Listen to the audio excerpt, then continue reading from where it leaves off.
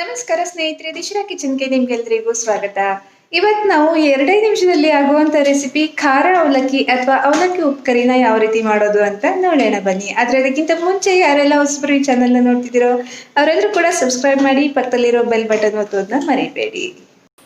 ಖಾರ ಅವಲಕ್ಕಿನ ಮಿಕ್ಸ್ ಮಾಡೋದಕ್ಕೆ ನಾನಿಲ್ಲಿ ಒಂದು ದೊಡ್ಡ ಪಾತ್ರೆನ ತೊಗೊಂಡಿದ್ದೀನಿ. ಅದಕ್ಕೇನೆ 1 ಕಪ್ಪಷ್ಟು ಹಸಿ ತೆಂಗಿನಕಾಯಿ ತುರಿನ ಹಾಕ್ತಾಯಿದ್ದೀನಿ. ಇದರಲ್ಲಿ ಮೇಯ್ನಾಗಿ ಹಸಿ ತೆಂಗಿನಕಾಯಿನೇ ಉಪಯೋಗಿಸ್ಬೇಕು. ಇದರ ಜೊತೆಗೆ ರುಚಿಗೆ ತಕ್ಕಷ್ಟು ಉಪ್ಪು, ಅರ್ಧ ಟೀ ಸ್ಪೂನಷ್ಟು ಉಪ್ಪನ್ನು ಹಾಕ್ಕೊಂಡಿದ್ದೀನಿ. ಹಾಗೆ ಇದರ ಜೊತೆಗೆ 2 ಟೀ ಸ್ಪೂನಷ್ಟು ಸಕ್ಕರೆ ಇನ್ನೂ ಕಡಿಮೆ ಹಾಕಬೇಡಿ, 2 ಟೀ ಸ್ಪೂನಷ್ಟಾದರೂ ಹಾಕಿ, ಆಗಲೇ ಇದು ತುಂಬ ರುಚಿಯಾಗಿ ಬರೋದು. ಹಾಗೆ ಈಗ ಇದರ ಜೊತೆಗೆ ಮೇಯ್ನಾಗಿ ಖಾರಕ್ಕೆ ನಾವು ರಸಮ್ ಪೌಡ್ರನ್ನು ಸೇರಿಸ್ತಿರೋದು. ಬರೀ ಚಿಲ್ಲಿ ಪೌಡ್ರ್ ಸೇರಿಸಬೇಡಿ, ಇದರ ಫ್ಲೇವರ್ ಬರಬೇಕು ಅಂತಂದರೆ ರಸಮ್ ಪೌಡ್ರನ್ನು, ಖಾರ ಇದ್ದರೆ 1 ಟೀ ಸ್ಪೂನ್ ಸಾಕು, ಇಲ್ಲ ಅಂದರೆ 1.5 ಟೀ ಸ್ಪೂನಷ್ಟು ರಸಮ್ ಪೌಡ್ರನ್ನು ಹಾಕ್ಕೊಂಡು ಹಾಗೆಯೇ ಇದನ್ನ ಒಮ್ಮೆ ಚೆನ್ನಾಗಿ ಮಿಕ್ಸ್ ಮಾಡಿ. ರಸಮ್ ಪೌಡ್ರನ್ನ ಘಮ ಅದರ ಜೊತೆಗೆ ತೆಳು ಅವಲಕ್ಕಿ ಸೇರಿದಾಗ ತುಂಬಾ ಟೇಸ್ಟಿಯಾಗಿ ಆಗುತ್ತೆ. ಮಕ್ಕಳು ಬೇಕಿದ್ರೂ ಕೂಡ ಮಾಡ್ಬೋದಾದಂಥ ಅಡುಗೆ, ಸ್ಟವ್ನ ಅಗತ್ಯನೇ ಇಲ್ಲ ಇದಕ್ಕೆ. ಹಾಗೆಯೇ ಜಸ್ಟ್ ಮಿಕ್ಸಿಂಗ್ ಅಷ್ಟೇ. ಅವಲಕ್ಕಿನ ನಾನಿಲ್ಲಿ 2 ಕಪ್ಪಷ್ಟು ಅವಲಕ್ಕಿನ ಒಮ್ಮೆಗೆ ಸೇರಿಸ್ಕೊಳ್ತೀನಿ. ಆಮೇಲೆ ನೋಡಿಕೊಂಡು ಇನ್ನೊಂದು ಕಪ್ ಅವಲಕ್ಕಿನ ಸೇರಿಸ್ಕೊಳ್ಳೋಣ. ಸ್ಟ್ರಾಂಗ್ ಆಗಿ ಆಗಬೇಕು ಇದು, ಆಗಲೇ ಚೆನ್ನಾಗಾಗುತ್ತೆ. ತುಂಬ ಜಾಸ್ತಿ ಅವಲಕ್ಕಿ ಹಾಕಿ ನೀವು ತುಂಬ ಲೈಟ್ ಮಾಡಿಬಿಟ್ರೆ ಅದರ ಫ್ಲೇವರು ಅಷ್ಟು ಚೆನ್ನಾಗಿ ಬರಲ್ಲ. ಹಾಗಾಗಿ ಅವಲಕ್ಕಿನ ನೋಡ್ಕೊಂಡು ಸೇರಿಸ್ಕೋಬೇಕು.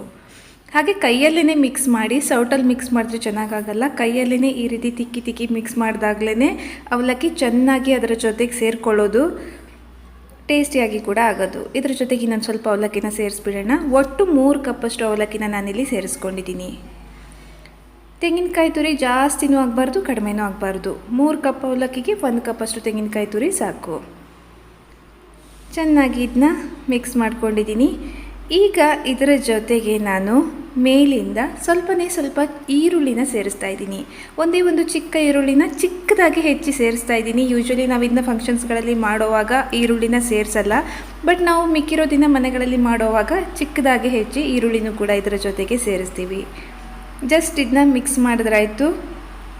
2 ನಿಮಿಷದಲ್ಲಿ ಹಾಗೆ ಹೋಗುತ್ತೆ. ಎಷ್ಟು ಕೆಲಸ ಇಲ್ಲ ಇದರಲ್ಲಿ. ತುಂಬಾ ಸುಲಭ, ಬಟ್ ತುಂಬ ಟೇಸ್ಟಿಯಾಗಿರುತ್ತೆ.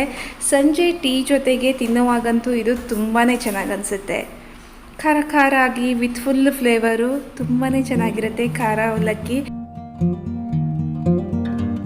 ಇದನ್ನು ತುಂಬ ಹೊತ್ತು ಹಾಗೇ ರೆಡಿ ಮಾಡಿ ಇಡಬಾರ್ದು, ತಕ್ಷಣವೇ ಸರ್ವ್ ಮಾಡಬೇಕು, ಆಗಲೇ ಚೆನ್ನಾಗಿ ಅನಿಸೋದು ಇದು.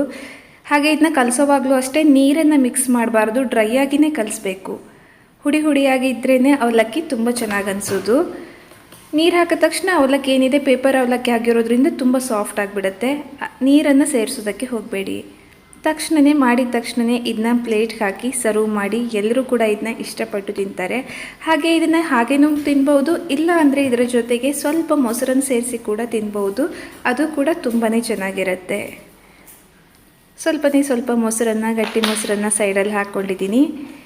ಸ್ವಲ್ಪ ಮೊಸರು ಅವಲಕ್ಕಿ ಸೇರಿಸಿ ತಿಂತಾ ಇದ್ದರೆ ರುಚಿ ತುಂಬಾ ಸೂಪರಾಗುತ್ತೆ.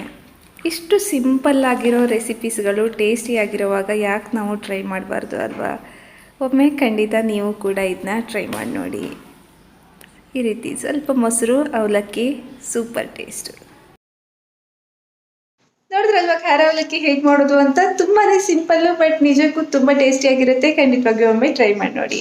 ಹಾಗೆ ಇವತ್ತಿನ ವಿಡಿಯೋ ಕೂಡ ಇಷ್ಟ ಆಗಿದ್ರು ಲೈಕ್ ಮಾಡಿ, ಹೊಸಬರಾಗಿದ್ದರೆ ಸಬ್ಸ್ಕ್ರೈಬ್ ಮಾಡಿ. ಅನಿಸಿಕೆಗಳನ್ನ ಆಸ್ ಯೂಶುವಲ್ ಕಮೆಂಟಲ್ಲಿ ತಿಳಿಸಿ.